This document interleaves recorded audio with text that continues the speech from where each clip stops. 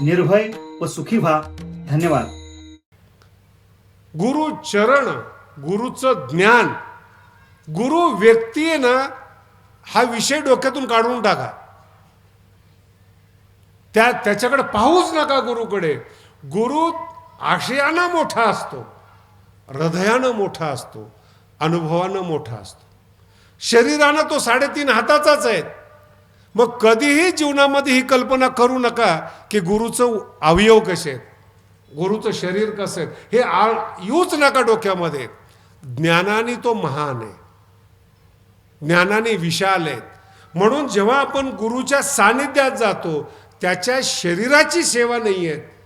गुरुचरण म्हणजे त्यांच्या स्वरूपाची सेवा आहे, त्यांच्या ज्ञानाची सेवा आहे. आणि स्वरूपाची सेवा करता करता करता आपण स्वरूपवान होतो, आपण भगवंत रूप होतो.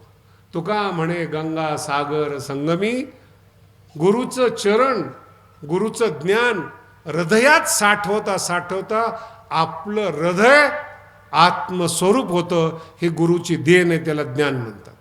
हे जीवन आहे. गुरु चरण उपासिता. पुढचा शब्द टाळ्यावर फार लक्ष देऊ नका बरं का. आवडलं असेल, कळलं असेल, मला वाटत नाही ते. त्याच्यावर फार लक्ष देऊ नका. गुरु चरण, जगातली पहिली ओवी ही, जगातली. गुरु चरण, गुरुचं ज्ञान, गुरुचं स्वरूप, उपासिता हा शब्द आलेला आहे. जगामध्ये असं कधी घडलेलं नाही. एकदा ज्ञान झाले की ज्ञानाच्या अगोदर उपासना, उपासनेच्या अगोदर कर्म. ही जगाची रीत आहे, ही शास्त्राची रीत आहे. कोणत्याही विद्वानाला विचारा, कर्म, उपासना आणि ज्ञान. जास्त हुशार असेल तर ज्ञानोत्तर भक्ती म्हणेल. ही तर असे नाही आहेत. ज्ञानोबा म्हणतात ज्ञानाची उपासना करा, ही ज्ञानेश्वरी आहे, हे संत आहेत. म्हणून विद्वानाचा रस्ता वेगळा आहे, पुस्तकं शिकवणाराचा रस्ता वेगळा आहे, शास्त्राचा रस्ता वेगळा आहे, अनुभूतीचा रस्ता वेगळा आहे. कधी दोन. म्हणून कधी कधी काय होतं, जे ग्रंथ आपण शिकतो ते विद्वानाचे असतात, पुस्तकं असतात ते, आणि अनुभवाचे ग्रंथाशी ताळमेळ बसत नाहीत. मग कुठंतरी एखाद्या साधकाची धडपड होते, मी जे शिकलो ते असं शिकलेलो आहेत, आणि ज्ञानोबा असं बोलतात, ताळमेळ बसत नाही.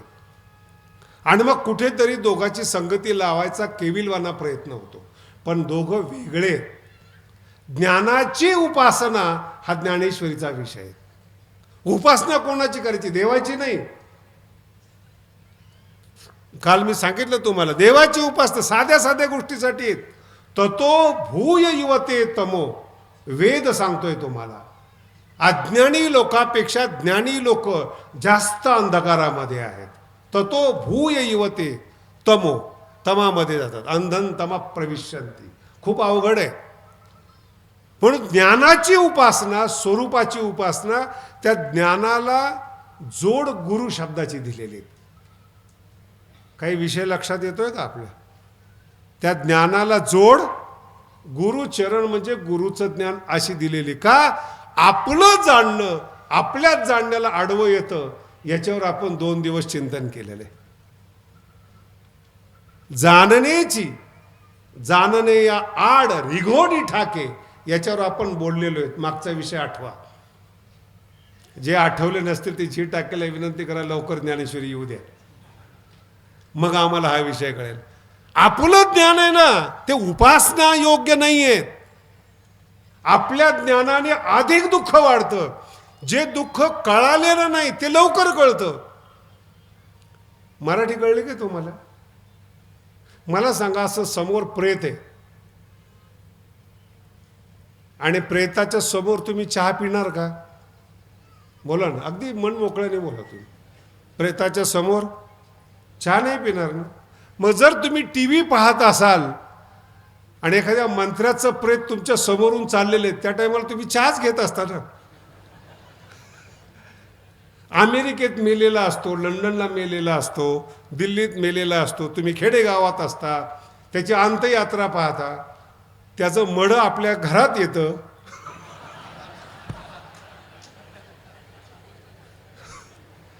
मग ते मढं विज्ञानाने आणलं का ज्ञानाने आणलं? बोला ना. एवढं कळलं ना, मग याच्या पुढे मडायच्या नादी नका लागू. जे दुःख 15,000 किलोमीटर लांब आहेत, 9,000 किलोमीटर लांब आहेत, ते दुःख विज्ञान तुमच्या जवळ आणून देतं, सुख आणून देत नाही. जाणणे या आड रेगोणी ठाके. म्हणून तुमचं आमचं जे जाणणं आहे ते जाणण्याच्या आड येतं. आपलं जाणणं आपल्या दुःखाला कारणीभूत असतं. फार महत्वाचा शब्द आहे. आणि मग काय केलं पाहिजे? तीही ओवीत गुरुचरण उपासिता. ज्ञान पाहिजे तुम्हाला, त्याच्याबरोबर शब्द लावा गुरु ज्ञान. गुरुनं दिलेल्या ज्ञानाची उपासना. अशी विचित्र संगती आहे महाराज. आणि जेव्हा तुम्ही गुरुनं दिलेल्या ज्ञानाची उपासना करतात, ज्ञानेश्वर महाराज त्याला सत्कर्म म्हणतात. बाकीचे कर्म केवळ भोगासाठी असतात. येणेची सत्कर्मे. ह्या ओव्याच्या संगतीत ही इतकी महत्वाची ओवी होती. योगायोगाने काल लवकर आली नाही, तुमचं भाग्य चांगलं आहे, नाही तर कालच थांबली असती ही ओवी. गुरुचरण, गुरुचं ज्ञान उपासिता. गुरुनी दिलेल्या ज्ञानाची साधना. ऐकायची गरज नाहीये. शब्द आहे, नीट ऐका. रोज ज्ञानेश्वरी ऐकतात. सांगता येते का तुम्हाला? आणि कधी कधी काय होतं, ज्ञानेश्वरीचा बाह्यच अंग घेतलं जातं. मी असं पुण्यामध्ये गेलो होतो, जॅकेट वगैरे अंगामध्ये होतं. आता जो माणूस मला बोलत होता तो मलाच ओळखत नव्हता. सुशिक्षित माणूस पुण्यातला माझ्याजवळ आला, महाराज आळंदीचे का? तर धोतर शर्ट पाहिल्यानंतर आळंदीचेच वाटतात ना. मी म्हणलो हो. वा वा, छान जॅकेट, छान दिसतंय. जाणणे या आड, त्याच्यासाठी सांगतोय तुम्हाला. म्हणलं हो, चांगलं आहे. शास्त्रीला ओळखता का? काय बोलू आता त्याला? बरं, काही अशा मूर्खांना काही बोलता येत नाही आपल्याला. आणि दुसरा कोणी असतात म्हणलं, अरे मी शास्त्री म्हणलं असतात. त्या मूर्खाला सांगता कशाला? मी म्हणलं नाही, कमाल आहे तुमची. वागणं शास्त्रीसारखं, शास्त्रीलाच ओळखत नाही.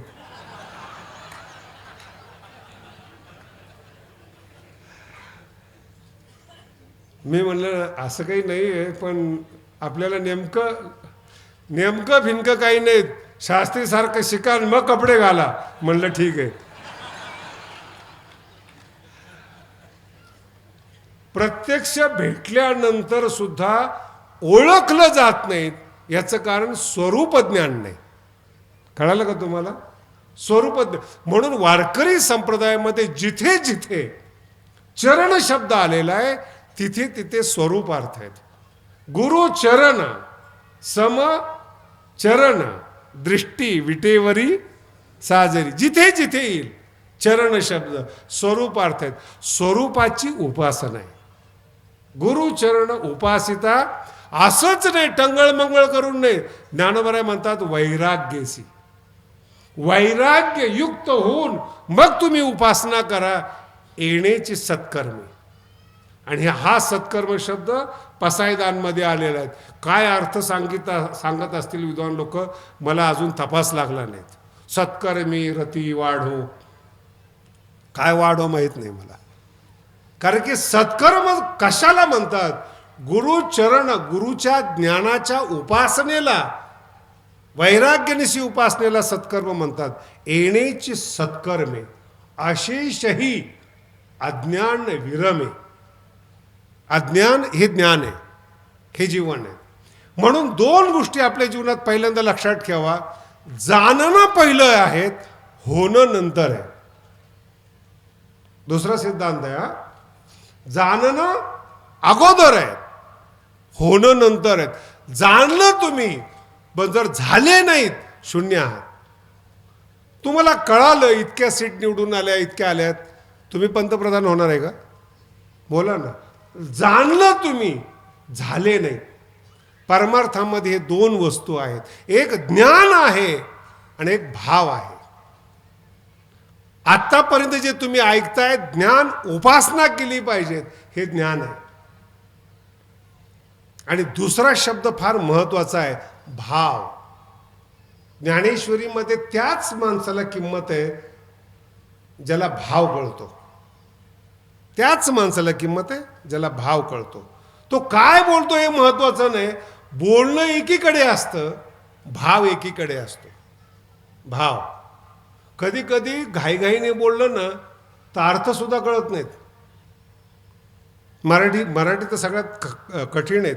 नवीन नवीन शिकण्याला तर लवकर येतच नाहीत आणि शिकलेल्या माणसाला लवकर कळत नाहीत. सुतारानं दांड्या तिरक्या बसवल्या, सुतारानं तिरक्या दांड्या बसवल्या, सारखंच आहे ना.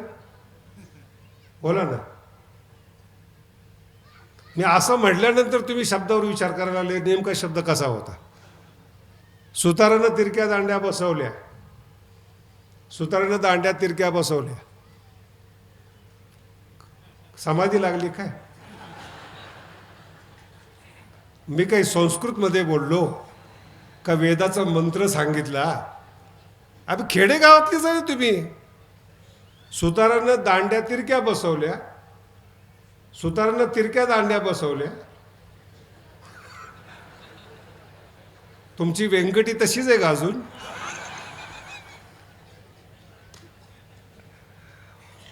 म्हणजे ही तुमची परीक्षा आहे. तुम्हाला अजून थोडासा अर्थ सांगतो म्हणजे कळेल. सुताराने दांड्या सरळ होत्या पण तिरक्या बसवल्या. सुतारानं पहिल्या वाक्याचा अर्थ दांड्या तिरक्या बसवल्या आणि सुताराने तिरक्या दांड्या बसवल्या म्हणजे मुळात दांड्या काय होत्या? तिरक्या होत्या, त्या बसवल्या. नाही कळालं? आता तरी कळालं का नाही? वाक्य तेच आहेत, भाव कळत नाही. ज्ञानेश्वरीची ओवी तीच आहे. रोज वाचताय तुम्ही, अभिमानानं वाचताय तुम्ही, ओवी कळतच नाही. कळण्यासाठी भाव पाहिजेत. म्हणून पहिल्यांदा ओवीचं ज्ञान आणि दुसरा टप्पा आहे जो ओवीचा भाव. म्हणून ज्ञानेश्वरी जर समजून घ्यायची असेल तर पहिल्यांदा मन स्थिर पाहिजे. पहिला टप्पा मन स्थिर झाल्यानंतर ज्ञानेश्वरीचं ज्ञान पाहिजे आणि तिसरा टप्पा ज्ञानेश्वरीचा भाव कळला पाहिजे. जर तुम्हाला भाव कळाला तुम्ही भगवंत झाला, हा ज्ञानेश्वरीचा आशीर्वाद आहे. भावज्ञा फावती गुण चिंतामणीचे. शब्द लहान असतात, तो नाही कळत, भाव येतो. पर भाव ज्याला त्याला कळतो. संध्याकाळ झाली, मी आता तुम्हाला शब्द वापरला, संध्याकाळ झाली की तुमच्या डोक्यात येतं पंक्तीचा टाइम झाला. एकच वाक्य ना, संध्याकाळ झाली. चोर असतील, वाक्य एकच आहे, संध्याकाळ म्हणजे तयारी करा, कोणाचं तरी घर वगैरे वगैरे. शेतकरी माणूस आहे गडी, संध्याकाळ झाली, परतीचा टाइम. वाक्यात काही फरक आहे का? तसं ही ज्ञानेश्वरी एकच आहे. ह्याच ओव्या आहेत. तुमच्यासाठी सुद्धा ह्याच ओव्या आहेत, ज्ञानी लोकांसाठी सुद्धा ह्याच ओव्या आहेत. पण तुम्हाला त्या स्वरूप दाखवत नाहीत आणि संतांना आपलं स्वरूप दाखवते ती ज्ञानेश्वरी. हे ज्ञानोबरायांचे उद्गार आहेत. हे ज्ञानोबरायांचे उद्गार आहेत, हे माझे उद्गार नाही आहेत. ज्ञानोबरायांनी फार सुंदर सांगितले 6व्या अध्यायामध्ये. पराग परामर्श नावाचा ग्रंथ आहे, तिथे मी लिहिलेलं आहे. मोतीचा चारा हे खाणं वेगळं आहे आणि सडलेलं मांस खाणं हे वेगळं आहे. माझा ग्रंथ ज्ञानोबराय म्हणतात, अज्ञानासी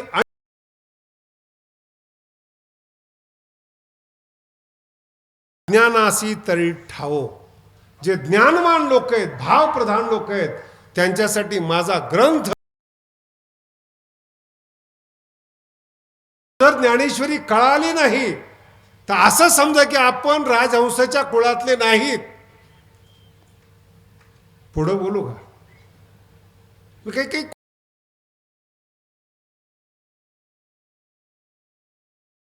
कावळ्याबद्दलचं सुद्धा. आंबिया डहाळी फळे चुंबी रसाळी. कधी तुमच्या आयुष्यामध्ये आंबा, झाडाचा आंबा कावळा खाताना पाहिलाय काय? बोला ना. हे 750 वर्षापूर्वीचा अभंग आहे. आंबिया डहाळी. आणि तो अभंग विरहिणीचा आहे. विरहिणी आहे.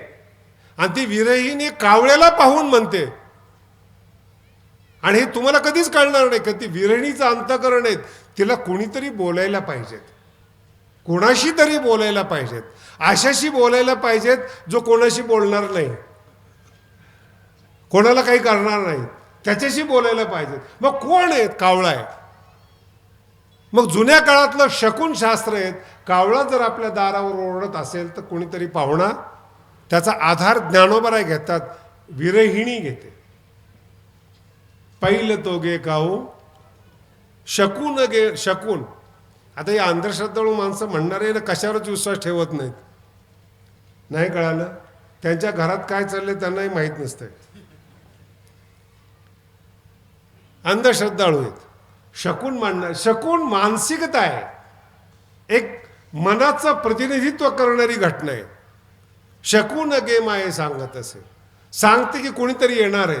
आता तो शब्द विरहिणी इतकी सुंदर आहे ना, कोणीतरी येणार आहे ना माझ्या घरी, मूर्खाला येऊ देऊ नकोस, नको त्या माणसाला येऊ देऊ नकोस.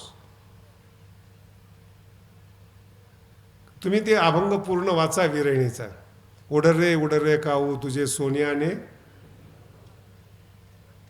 कावळाच्या पावलाला सोनं मढवणारी माऊली आहेत. आपण मढ्याचे सोनं काढून घेणारी माणसं आहोत. काय विशेष आहे आपली.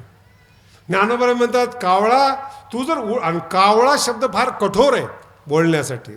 त्याला सुद्धा मऊ करता तो काऊ.